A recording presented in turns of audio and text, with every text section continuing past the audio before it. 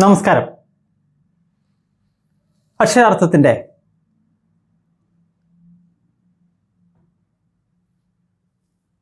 വിദ്യാഭ്യാസം എന്ന് പറയുന്ന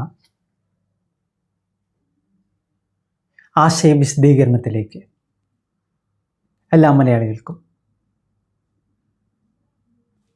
സ്വാഗതം.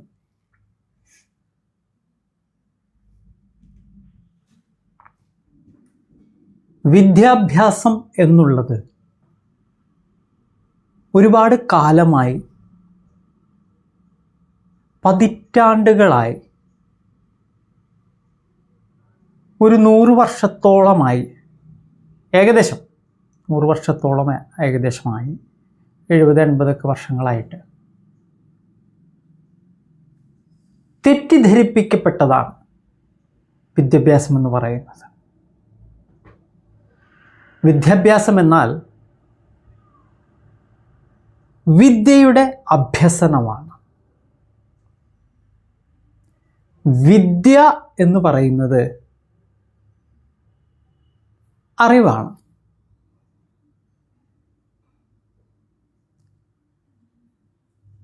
എന്തിൻ്റെ അറിവാണ് വിദ്യ? വിദ്യ എന്നത് പ്രകൃതിയുടെ അറിവാണ്. പ്രകൃതിയുടെ അറിവിനെ മനസ്സിലാക്കി അതിനെ പ്രയോഗിക്കുന്നതിനുള്ള കഴിവിലേക്ക് എത്തുന്നതിനെയാണ് വിദ്യ അഭ്യസനം എന്ന് പറയുന്നത്.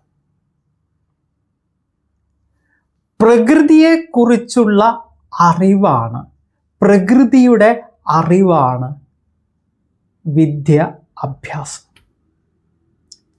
പ്രകൃതി എന്നാൽ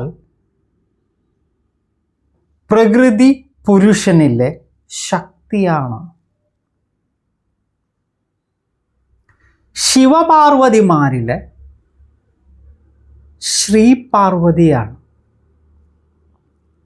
പാർവതിയാണ് പ്രകൃതി, പ്രകൃതിയാണ് ശക്തി. പ്രകൃതി ശക്തികൾ നമ്മൾ കേട്ടിട്ടുണ്ട്. ഈ പ്രകൃതിയെ മനസ്സിലാക്കി, പ്രകൃതി ശക്തിയെ മനസ്സിലാക്കി, പ്രകൃതിയുടെ ശക്തിയെ, പ്രകൃതിയാകുന്ന ശക്തിയെ, പ്രകൃതിയെ മനസ്സിലാക്കി അതിനെ സ്വന്തം ജീവിതത്തിൽ, സ്വന്തം ജീവനത്തിനും സമൂഹത്തിനും വേണ്ടി പ്രയോഗിക്കുവാനുള്ള കഴിവിലേക്ക് എത്തിച്ചേരുവാനുള്ള അഭ്യസനമാണ് വിദ്യ അഭ്യാസം. വിദ്യ എന്ന് പറയുന്നത് നമുക്കറിയാം ദേവിയാണ്. നമുക്ക് മലയാളത്തിലൊരു പാട്ടുണ്ട്, വിദ്യാവിലാസിനി വരവർണിനി ശിവകാമേശ്വരി ജനനി. വിദ്യാവിലാസിനി വരവർണിനി ശിവകാമേശ്വരി ജനനി.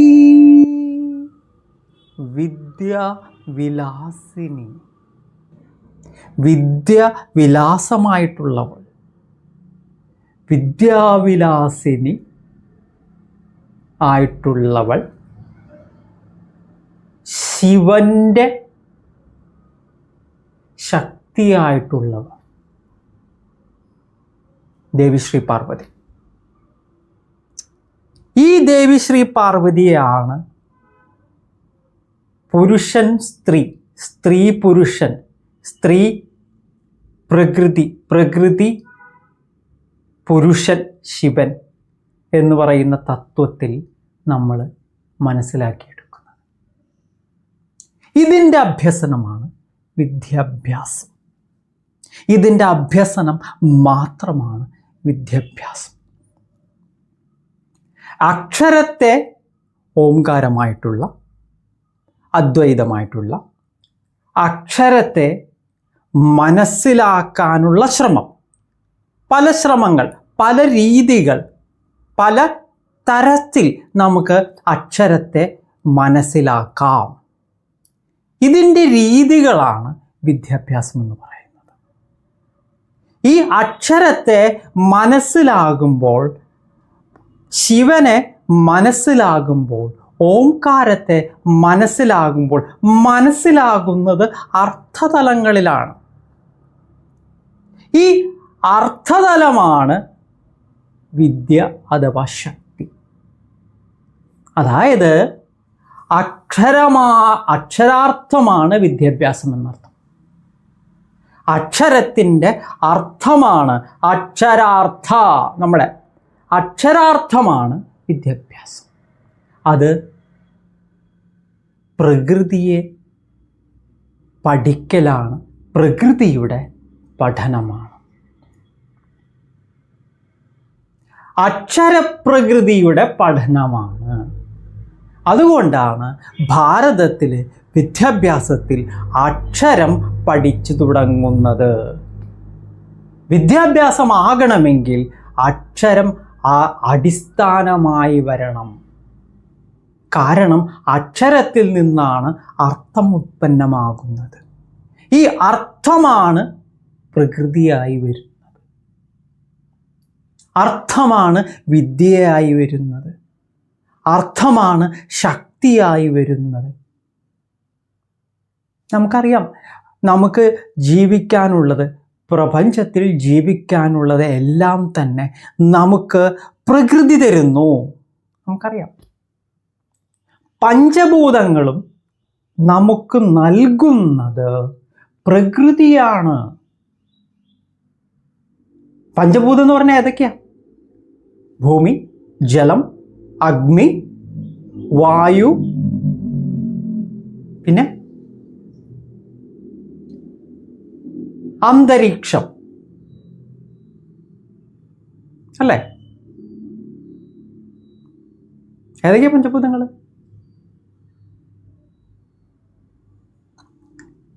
അഗ്നി, വായു, ജലം,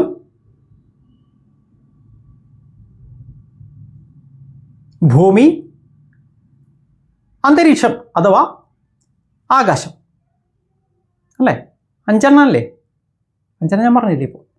ഈ 5 എണ്ണമാണ് പഞ്ചഭൂതങ്ങൾ. ഈ പഞ്ചഭൂതങ്ങൾ, അവയുടെ ശക്തി നമുക്ക് ലഭ്യമാക്കുന്നത് പ്രകൃതിയാണ്. ഈ പ്രകൃതി ശക്തിയാണ് പഞ്ചഭൂതങ്ങളായിട്ട് നിൽക്കുന്നത്. ഈ പഞ്ചഭൂതങ്ങളിൽ നിന്ന് ഉൽപ്പന്നമാകുന്നതാണ് മനുഷ്യൻ്റെ നിലനിൽപ്പിനുള്ള ആധാരം. ശക്തി എന്ന് പറയുന്നത് പ്രപഞ്ചത്തിൻ്റെ ചലനത്തിൻ്റെ കഴിവിനെയാണ്. ഇതിനെ മനസ്സിലാക്കുകയാണ്. അതായത് പ്രാണൻ എന്ന് പറയുന്നത് പ്രാണശക്തി.